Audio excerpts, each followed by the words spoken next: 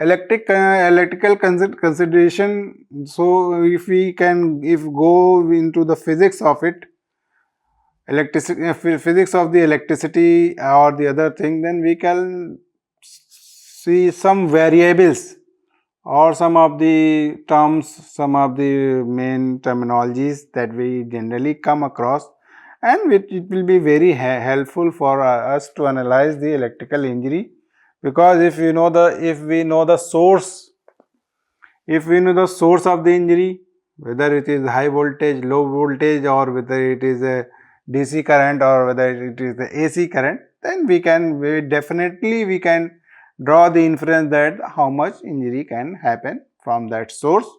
So we should be knowing about the uh, current source. So the electrons are moved around the circuit by a potential difference between the 2 points, that is from high potential to the low potential, which may be looked as the pressure of the electricity is streamed in volts, measured in volts. The number of electron flowing constitutes the current, analogous to the volume of electricity, and is measured in amperes.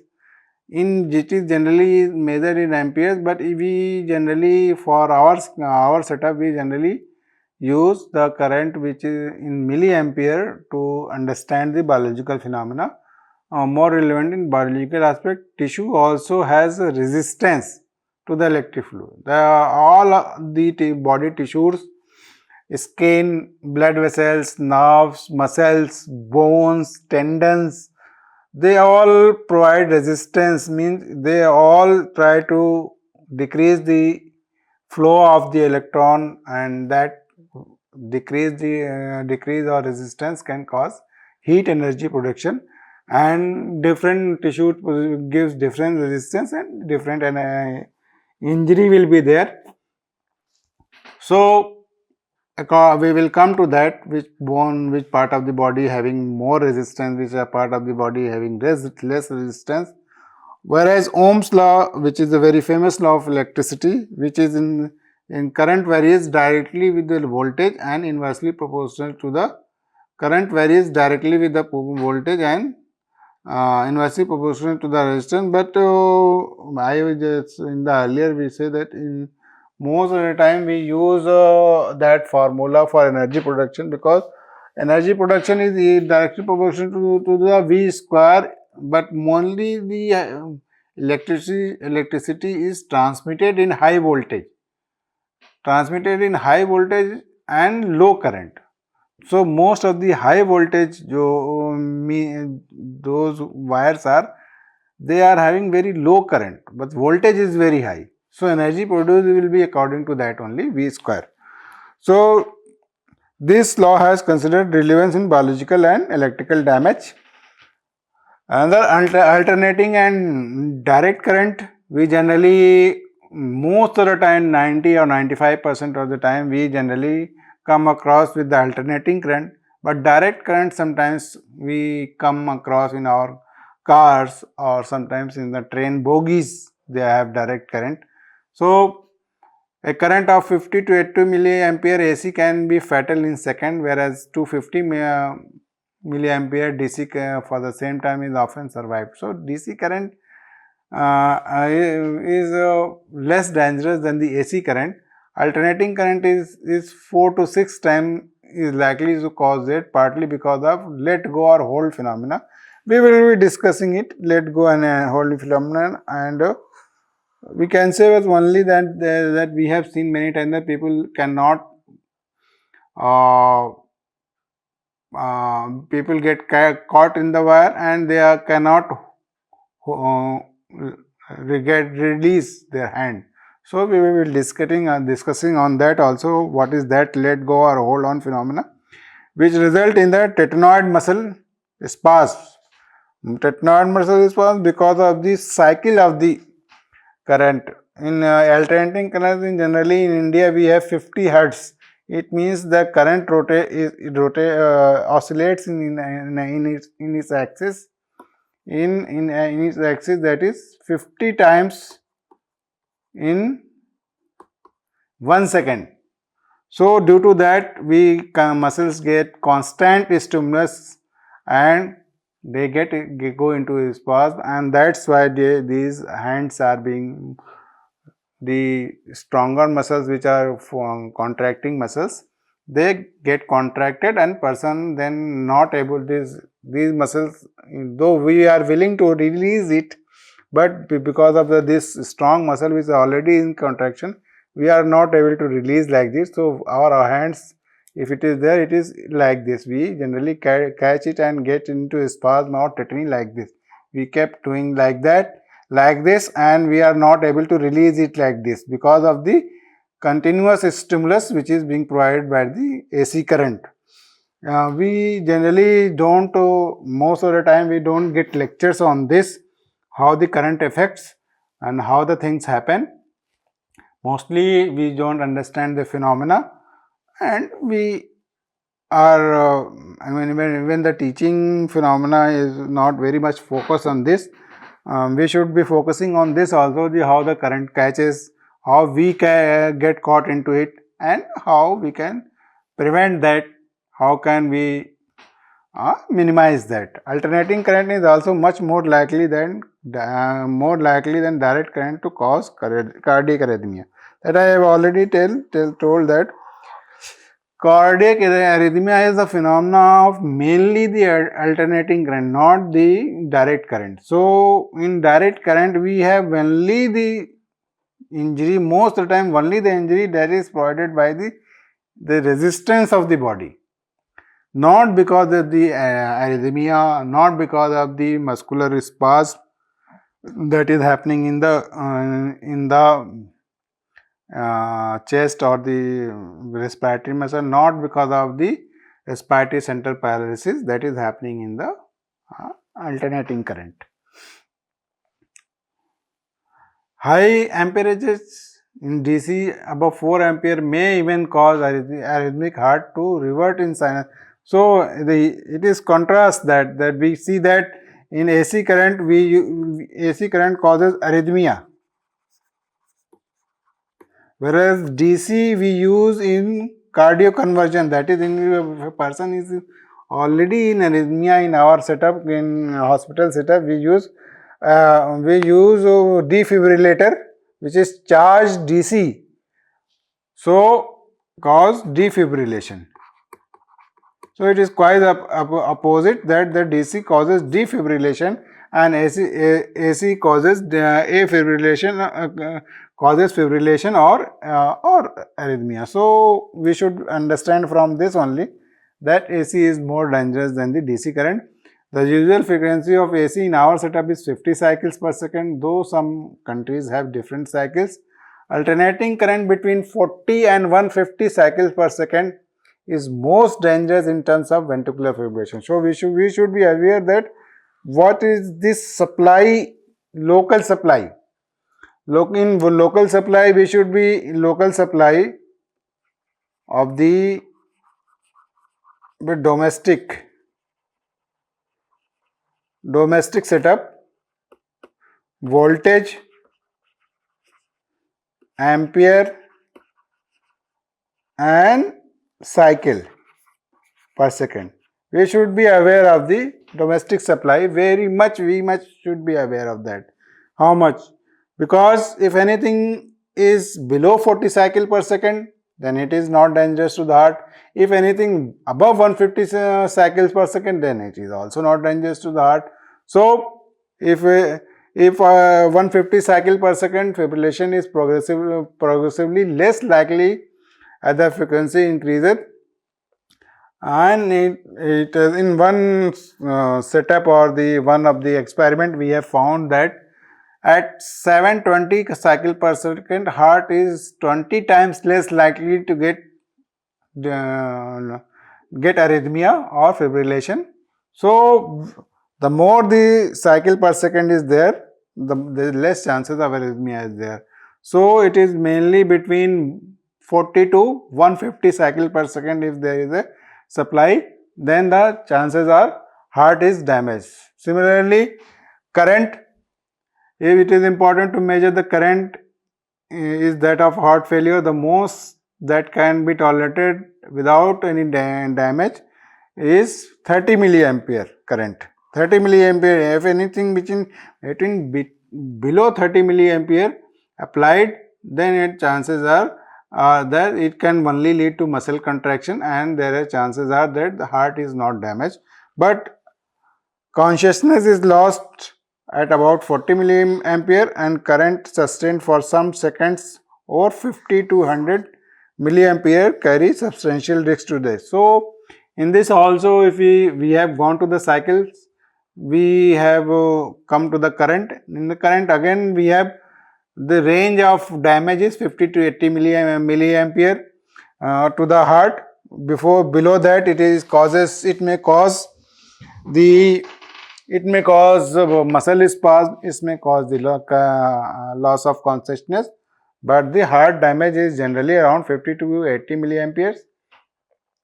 Voltage, generally voltage produces fatality current across the chest. It's a certain minimum voltage must be applied to the skin.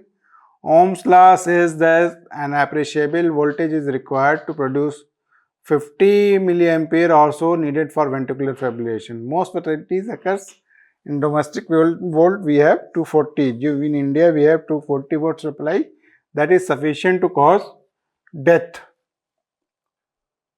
Again, the voltage, extremely high voltage such as those are encountered in a power transmission, that is when we have 30 in India we have grid to grid transmission, that is 33,000, and another electronic equipment in the factories we have which are very high supply, they are very dangerous.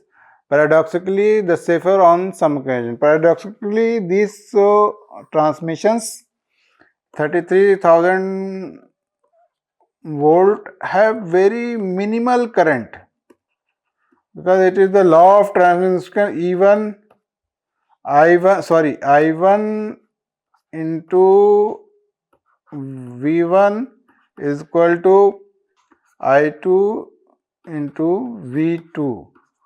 So, in this transmission, if voltage is increased, the current is decreased. Similar, if we transmit the electricity very at high voltage to reduce the resistance and the heating of the wire, then we convert back by the transformer into the low voltage and for the domestic supply.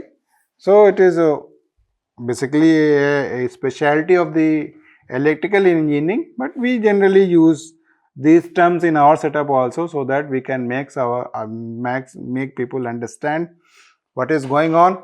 And we should, as a forensic pathologist or forensic medicine people, we should also understand what are the factors that are causing the death due to electricity. The shock may physically fling in the subject of the conductor. Sometimes very high voltage is there and very low current is there, then the shock happens, in a flash of a second person may be pushed to the ground or thrown away, and chances are there only local injury is there and person may survive.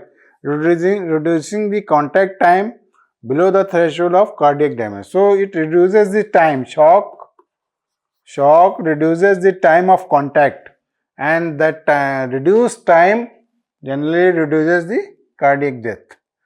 Resistance, again, it is provided by different tissues in different manner. The major barrier to electrical current is the skin, which has far higher resistance than the internal tissues. That is why skin burn occurs as a resistivity causes energy transfer from electron flow to the skin. When the inside the dermis, semi-fluid cytoplasm and especially the vascular system filled with electrolyte rich fluid passes the current through the body quite easily. The resistance is according to the thickness of the keratin covered in the epidermis. So, the sole and finger pads are having more resistance. Average resistance between 500 to 1000 10,000 ohm of area other than the horny hand and then foot pad, which may offer 1 million ohm resistance sometimes. Hands can provide 1 million ohms resistance, whereas different parts can have 500 to 1000 ohm, 10,000 ohms. But when the hands are or the feet are or soles are softened by moisture, like sweat, like water, then suddenly the resistance reduces from millions to 100 ohms or 300 ohms or 1000 ohms. Then the chances of penetration is very high. So that's why we are saying that how the current in the bathrooms in the rainy seasons are easily penetrated into our skin, because it is because of our moist skin of the hands and the soles that lead to the penetration of the current into our bodies. The more potent factor is dryness or dampness of the skin, which greatly affects its resistance. While dry palm skin may have resistance of order of a million ohms, when wetted with this may fall to only 1200 ohms. When the current begins to pass, there is further marked drop in the resistance. As a result, electrolyte changes in the skin may fall to only 350 ohms. Or that's why I have already discussed. Thus, for a fixed voltage such as the main supply up to 40 volt, the resultant current will be far greater if the skin is wet or sweating or external moisture. This emphasizes the danger of bathrooms and using electrical equipment in damp surrounding. That's why I have said that in rainy season in India, especially in our setup, or in very poor maintained bathrooms in localities which are not very much developed, then these things happen there. In the bathroom, current in the bathroom catches the person, and there may be chances of death also, and various phenomena occur. So we should be aware of that. Effect upon muscle, that I have already discussed, but I will be reading here also. One effect of electricity is spasm, that I have said that the spasm like this that occurs in the skeletal muscle if the current flow reaches between 10 to 40 milliampere at 50 cycles per second, that I have already told. That 10 to 40 milliampere, from 10 to 40 milliampere is generally holds and leads muscle to the tetany and spasm and pain, and it constantly make the person hold the object. When the entry point in the hand, the stronger flexor muscle of the hand go into a spasm causes and hold on it. When person is not able to let go, any object being held in the hand is involuntary, cannot be released, and the current thus continues to flow. With time, the risk of both cutaneous burn and risk of cardiac respiratory arrest increases. Tingling may be felt in the skin with a current of only 1 milliampere, and hold on can begin on the current of low as 9 to 10 milliampere. So we should be aware that if a current is high and voltage is high around 240 and the current is around 40 to 50 milliamperes, for around 40 milliampere, the chances of hold on effect is there, and maybe that hold on effect may lead to increased time of contact, and that increased time of contact may lead to the completion of the circuit, and that completion of the circuit involves the heart. Generally we have the conduction system. That conduction system which is electrical activity, and this overlapping electrical activity generally dislodges all the already ongoing phenomena in the heart, that is the membrane disability, syncytium disability, even sometimes they disrupt the node also. So almost total electrical imbalance is created in the heart due to electricity, and that can lead to arrhythmia, means different type of movement in the heart, not synchronous or sinus rhythm.